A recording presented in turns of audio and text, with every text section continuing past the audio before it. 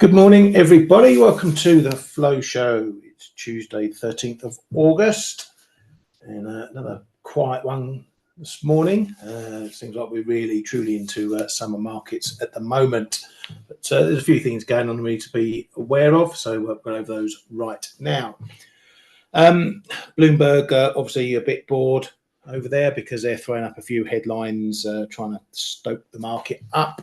They say that Tokyo has cut its bond issuance plan in a sign of interest rate jitters. This is a story on the government cutting bond sales, so they won't be issuing as much debt. They say it's due to interest rate rising, but I'm not sure if that's them, as I say, just trying to stir things up, because it's not as if the BOJ raising rates hasn't been known for the best part of a year or more that it was going to be happening. So this is probably more to do with maybe the finances themselves, whether they need to borrow as much. But maybe they are just holding back a little bit. You'll know that obviously the BOJ owns over half their bond market already, so that's maybe playing into those talks as well. But anyway, that's apparently the decision they're going to be made over there, and we'll know a bit more about it as time progresses. Again, another clickbaity headline being thrown around that Japan's parliament is to hold a special session at the lower house committee 23rd of August to discuss the BOJ rate hike. Sounds ominous, doesn't it? They have these things all the time. Okay, every 5 minutes they're having a hearing here, a session there. Ueda's in Parliament probably more times than he's in the Bank of Japan, so he's been called up for that anyway. Again, it's not as if the BOJ hiking would have been a big surprise to the government, because they're all in close conversation with each other. They all know what's coming and what's going on. So again, quiet markets might as well stir something up by making a big deal out of this, but these special sessions can happen any time. A bit of data out of Japan, so inflationary data, PPI data coming in as expected year on year, 3%, up from 2.9%. Month on month as well, just up a bit better than expected. So still keeping that inflationary pressure in the pipeline. Over in Australia, we had some wage data, quarterly numbers for Q2, which obviously will be of interest to the RBA. The wage price index year on year coming in unchanged at 4.1%, was expected to dip a bit to 4%, so showing a little bit of stickiness there.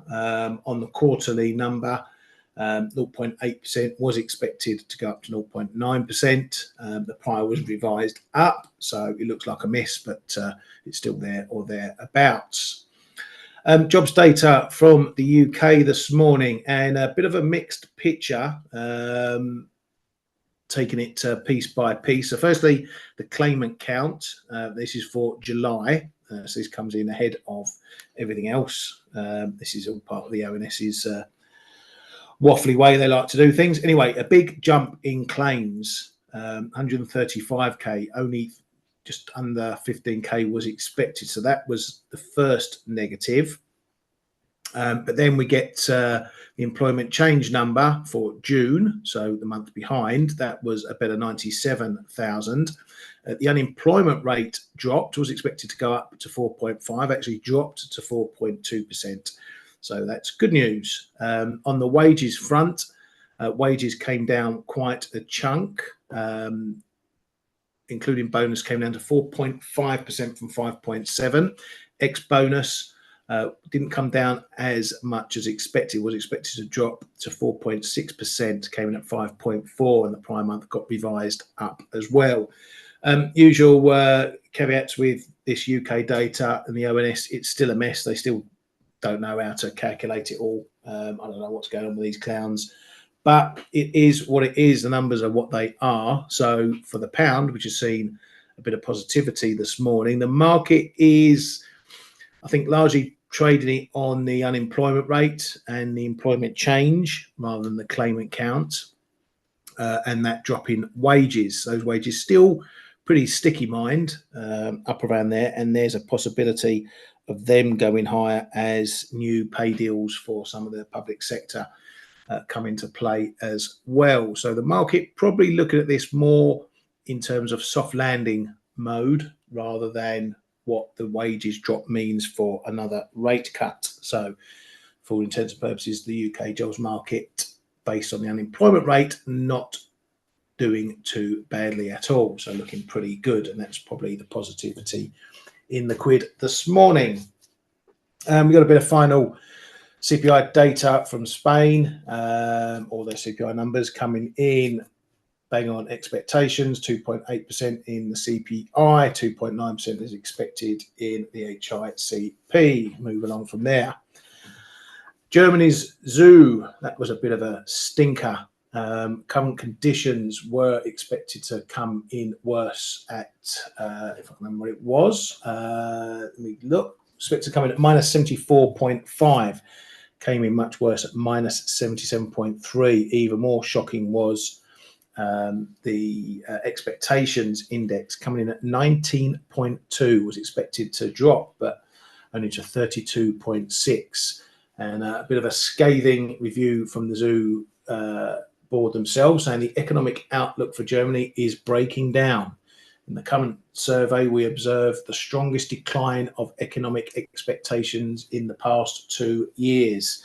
So those whatever green shoots may have poked up earlier in the year, they've been stamped all over. It's been rained on, thundered on, lightninged on, and it's now just a muddy bog. So no signs of Germany getting out of the mire right now, just from that index. Over in the US, we've had some no data, but we've had some New York Fed inflation expectations survey. They saw a dip in 1 year expectations, 2.97% from 3.02. I don't know if they show it on here. I'll have a quick look. Don't know what that one is. It might be one of the part of it. Anyway, so that was the 1 year. On the longer term 3 year, inflation expectations dropped to 2.6% from 2.9%, which is the lowest since 2013. So again, that will feed into the Fed's thinking about rate cuts in September. Inflation expectations are a big part of the central bank's thinking. Over in Mexico, we've had the Governor Rodriguez saying that the jump in headline inflation is expected to be short-lived. That was last week's higher print in CPI that we saw. Didn't stop them from cutting rates, though. On the geopolitical stuff, we've had Putin obviously waxing lyrical or spouting out that Russia will respond to this attack by the Ukraine. That incursion or offensive is still ongoing, but we're yet to see what response is going to come from Russia. We've still got this dark cloud hanging over us regarding Israel and Iran, and when this supposed attack is going to happen. We're in the window. Anytime over the next day or two is when everyone's looking at it. The Pentagon has come out to say that they are prepared to respond to any scenario that could threaten Israel's security and our interests by confronting any Iranian-backed proxies. Now, I followed that comment because it says Iranian-backed proxies. That's your Hezbollahs and whatnot, not Iran itself. So the distinction being made clear there. It seems every Tom, Dick and Harry leader in the West, Europe, US, UK, whatever, has been on to the Iranian leaders to try and tell them to show some restraint. Iran's basically told them to fuck off, and they're going to do their own thing. So still we're in this situation where it could go one of two ways. We're going to get another show of strength without really seeing any damage, like we saw back in April when they lobbed hundreds if not thousands of drones and whatnot over Israel, most of which got shot down. The rest were targeting low inhabited areas, shall we say. So it was a bit more for show, but obviously we hope that's the case this time if anything happens and it's not something more concerning. but the risk is there that it is. So that's why we still need to be careful about trades. Another story just popped up concerning one of the big FX platforms, interbank platform EBS. It's seeing its market share of liquidity dropping. And this is more a case of people like banks. What they're currently doing is they're building their own platforms, and more so creating a market or offering liquidity direct to customers. So they're matching off customers' orders against each other. So why is this important for us? It doesn't change the daily liquidity or daily transactions that go through, but what it means is that if people are opening up their own platforms to their own customers, they're taking the pool of liquidity out of the EBS system, the interbank market system, and they're putting it in their own backyard. So transactional wise, we're not likely to see a difference, but now we're seeing the pool of liquidity split into different pockets. Okay, so now if you're only trading liquidity with your own bank, you're not accessing the wider liquidity pool. You're only pretty much accessing the liquidity your bank is offering. The ramifications of that I'm not too sure about, but it could be that it does create these volatile pockets like we've been seeing, where the machines are taking over and there's not as much liquidity in the main pot or other pots to deal with any volatile times like we saw last week. Now, a lot of these banks will still be plugged into the main liquidity, but as I say, it's just on a first glance and taking a look. As I say, it's more a case of the pot of liquidity is being put into different pools, shall we say, and don't know exactly what ramifications are going to come from that. Yeah, it's all Patrick. It's all to do with fees, profit. Why put everything into the market when you can create the market yourself and take advantage of that? Let's see what happens when next time there's a crash. Right, that's it from the headline stuff. Not a lot going on today at all. As I say, really into summer markets. But we got some data coming up later on from the US. We've got the PPI data dropping, which is going to be our first insight into the July's inflationary picture in the US, with the CPI coming tomorrow.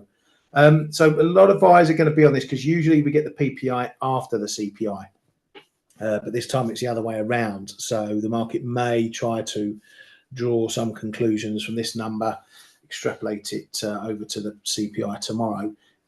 As always, PPI is can be a far more volatile number. So you can see bigger swings in PPI than you often do in CPI. So expect to maybe see some wild numbers, but it may not be as explosive as the number says. Okay, if core PPI goes to 3%, that looks big, but it's not CPI. Okay, so it can have, as I say, a bit more volatility in that. And we got Bostic speaking a bit later. So we get another Fed head waffling about what the latest is with monetary policy. Right, that's it from the headlines and whatnot. Mark, I'll answer that question in a moment, mate. I'll just have a quick look around. As far as your DAX question is concerned, yes, the data is important, but if you're taking just the fundamentals, you've got to ask why the DAX is up here at all, let alone why the DAX isn't trading down at 10 grand based on the fundamentals. It just shows you that stocks are still detached from reality in certain aspects. So that's why you're seeing the DAX following pretty much every other stock market as well. Also think about the makeup of the DAX, the companies involved. Some of the, just like the UK, the smaller UK centric or country centric indices may be showing a different picture rather than the main headline indexes. Right, so what is going on? Well, the pound as mentioned, start with cable. That's having a go at this 128 level. That was my big level. We've been added to with the fib of this move from mid-July. So I don't usually like such short-term fibs, but while markets are quieting down a bit, I decided to lob it in. So that's coming in round the 128 level I've been banging on about. The 50 fib coming in around the 128.50 level I've been banging on about. So really it's more just a bit of confluence of the tech involved here in these levels. The data took us up above 128. We ran into the fib. We've had a little dip under. We're back above. I did write this in the chat room this morning. Unless we see a hold above 128, 128.10, we're probably just going to see the price waffling around. Okay, we need to see some proper support built on the break here if it breaks. Otherwise, we still remain in this range, this traffic area down here. Still a chance that we might even head back low towards 127. So we're in midair over this hurdle, not quite clearing it just yet before moving on to the next one. Euro sterling's obviously got my interest because I'm short this one still. I did take a little bit off first thing this morning. We woke up at 85.40. We're just trying to decide what we want to do at this 30 level, which is my next level on the chart. It's not a big level. It's just a level that we've seen a bit of prior action around. It's not even really that clear, but you got to stick your line somewhere. So my line's in at 85. What is it? 35, sorry. So again, just trying to mooch around here. We have maybe made 85.70 resistance again. We had a little pokey up on Friday. We couldn't get above there yesterday. Whether we've actually resolved a break of this 55 or this 50 level remains to be seen. I'll keep an eye on these three lows that we poked below it. So the level is probably 45.50. We're talking really 10, 15 pips between levels here at the moment. So if we get a bounce from here, then I'd expect traffic to run into here back above 85.50. This just looks like a little bit of a fake out, and then we'll see what we want to do. But it's going to be a slow thing, I think. If we do get and stay below this 30.35, then we're going to be, again, another 10, 15 pips. We're running into traffic at 85.15.20. So that's the next area I'll potentially be looking to get out some of my shorts. Slice and dicer is on. I've already brought my stop down. I was short 85.96, 86.13. So I cut all the rest of my sub 86 shorts in this move, and now my stop is 85.90, protecting the rest. If we get below here, then I'll pull the stops down with a bit more gusto. Really, 85 is where I'd like it to go to. If we get there, I'd really pull my stops down, take a bit off, and then just see what we want to do at the big figure. If we're going to hold it and maybe start playing an 85.86 range. So that can come into your question, Mark. When you enter a trade, do you use a buy stop, sell stop, or do you mainly use market in execution? Well, it depends what trade it is, Mark. If I'm just entering, I just use limit orders. If I'm doing break trades, then I use buy stop, sell stops. So, for example, if I thought that we were might be looking to break this 86.20 area, let's say I was flat and I wanted to get long, I don't want to really buy it up here at the top. I'd rather stick a buy stop, say 86.25.30, because if likelihood is if we're trading there, we're looking to break. So I'll look to catch a reaction, get long after the break rather than try and guess the break, because if it doesn't break, then nothing done. I'm not in a trade. I've got no risk on the table. So buy stop and sell stop orders, I say, I use for break trading because you place them outside of the market or outside of the levels rather than inside.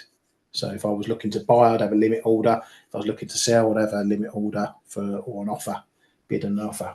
Okay, so my buy stops and sell stops are for personally, for me, break trading or reversing a trade too. The same way I'm short here. If we break, my stop could be a reverse into a long to try and catch the break. Derej, gold, yes sir. Let's have a look at gold. I was looking at, and again, I wrote in the chat room this morning, I was looking at this one last night because we were creeping up 60, 65. And I was thinking, if it wasn't for what was going on, if it wasn't that these risk events were driving the price, I'd be probably tempted to have a little short up here into this area, which we know 2480 has proven very sticky, and thus it's proven sticky again. But do I want to put on a short, go to bed and wake up to Iran kicking off and we're trading 25.20 and my stop has been blown out, gapped higher, whatever, I've got a worse price. It's purely a risk reward thing for me right now, trading this. I would love to trade it short, but I'm not going to trade it short with this big risk cloud hanging over. As I said, a big headline, we could be 30, 50 bucks higher just on that event, like we saw previously when we had these spike moves here coming around on different events. So yeah, I'd like to short it here, but I'm not, because I don't see it as decent risk reward. You know, yes, it's come off 10, 11 pips from these highs here, but what am I risking? I'm risking 30, 50 pips on a potential gap stop versus 15 pips of profit. These are the times where, even though I'd like the trade, I don't like the conditions. So I've got to be a risk manager more than a trader. But what I will be looking for, if we do, let's hope we don't, obviously, get any dangerous headlines. But if we do, I'll have to assess those headlines. Is it another Iranian move for show, or is it something more significant? If it's for show, we'll get a pop. I'll look to maybe hit that one, or wait for another move to fade and go back under the level, just like we saw here. You know, we had this big level, 2400. We got a headline, blasted it through, back under. As soon as we're back under, it reaffirms itself and becomes a level again. Another risk move. As soon as afterwards, we're back under again. So I don't need to try and catch this. Okay, there's always an element of trying to catch a headline. I don't need to catch this. I can perfectly well try and capture the price moves afterwards for the same objective. Now, if you're long gold at the moment, then you're sitting pretty. If you do get a big headline, then, you know, don't hang around. Don't think, oh, right, it's spiked 50 pips, it's going to go another 200. You know, you don't get 50 pips in a blink of an eye very often in trading. Take some profit off the table in any move like that. Bring your stop up, protect the rest, then see what it wants to do. Okay, so don't look that gift horse in the mouth if you're on that side of the trade as well. Mark, why do people trade silver versus gold? If you mean the ratio, I don't even know if it's if you can actually trade it unless you actually, you know, short one, long the other as a sort of spread trade. I don't know, is the honest answer. Mark, I don't look at the ratio, gold silver ratio. I know Dale looks at it. It gives him clues and signals. It's not something I look at. I have enough wine about trading an asset on its own merits, let alone the ratio of another. But yeah, I'll if I remember, I'll bring that up with Coach on Face later on. Philip, yeah, I was going to jump to oil. No real change to the sentiment here. This is all looking risk-based at the moment. We have had some OPEC plus headlines talking about production, not looking like any big changes can be made there. So on that side of things, it looks like business as usual.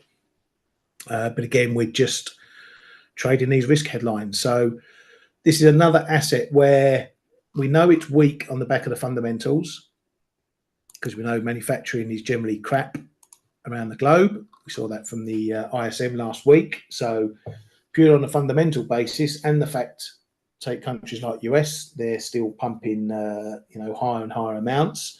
There is no fundamental reason why oil should be shooting higher. So if this is only going higher for risk, if risk dissipates, then we're probably going to come all the way back down again. But again, it's a risk reward trade. Where do you want to short it?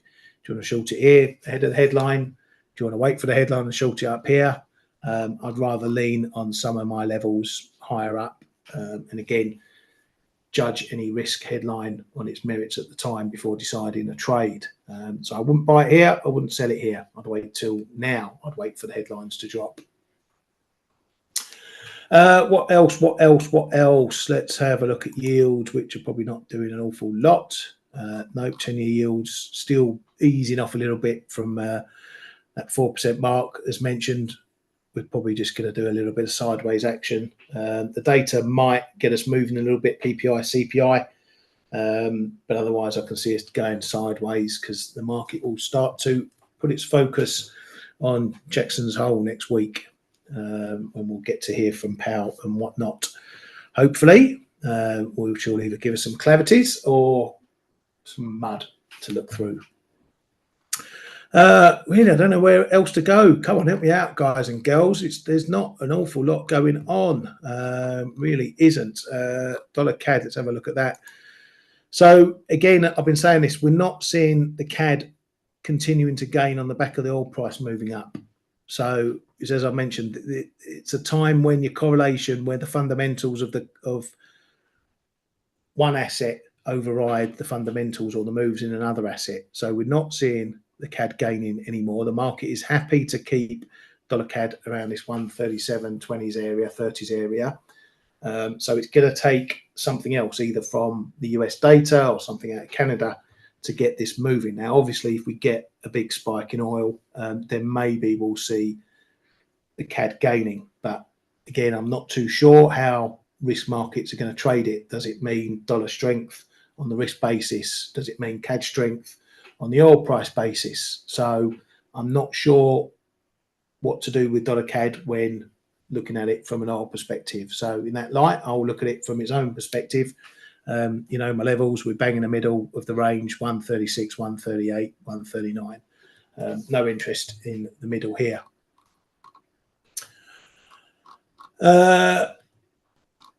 Marky Mark and your US stocks. You love these US stocks.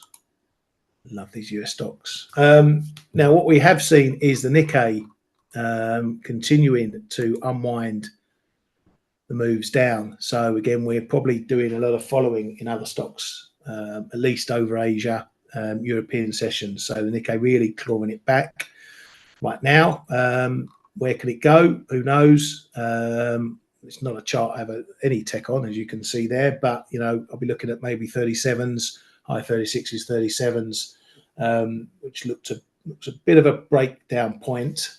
So that's one area I'll be looking at to see if we run into trouble or if we get back above it. So as just mentioned, we're seeing, you know, similar moves in a lot of these stock markets at the moment. So can S&P, chances it could break higher? Yeah, of course it could break higher. But it's got a big hurdle to come into, 53.90, 54, as I've been banging on about. What we are doing still is holding support down at this little area here. So it's got a platform to build on. We're keeping this uptrend going. So here's a number, 54. Can it break higher? Of course it can. What it can do is not what we should be concerned with. What are you going to do with it if it doesn't? Again, this could be talking about buy stop, sell stops. If you're long, this is a level you want to think about taking some profit off at in case we don't get through it. If you want to go short, this is a level to do it against. You can keep a tight stop. If you're not long and want to get long, you're not getting a dip, then you can use it as a break point. Stick a buy stop in, you know, 54.05, 54.10, something like that, whatever you decide to do, and try a long attempt if it breaks. Or you wait for it to break, wait for a retest and see if that retest holds. Then that will give you a conviction to try along in that scenario. But you know, when you've got levels like this where a big decision has to be made, you don't need to risk a lot. You know, if you trade a break, then, you know, a stop below 53, 85, 80, something like that, quite tight, will probably do you well. So many ways to trade it. Can it go up? Of course it can. Also go back down again, just as equally. No, don't use RSI. Don't use MACD either, Mark. the market's only overbought and oversold when people stop buying it and stop selling it. And no mathematical number is going to tell me otherwise. Hitting that level and not going further tells me we're going to be overbought. Okay, so again, no, you never see MACD or RSI on my charts, mate. What else shall we look at? Let's have a quick look at copper. Just again, this is a bit more of a risk trade still.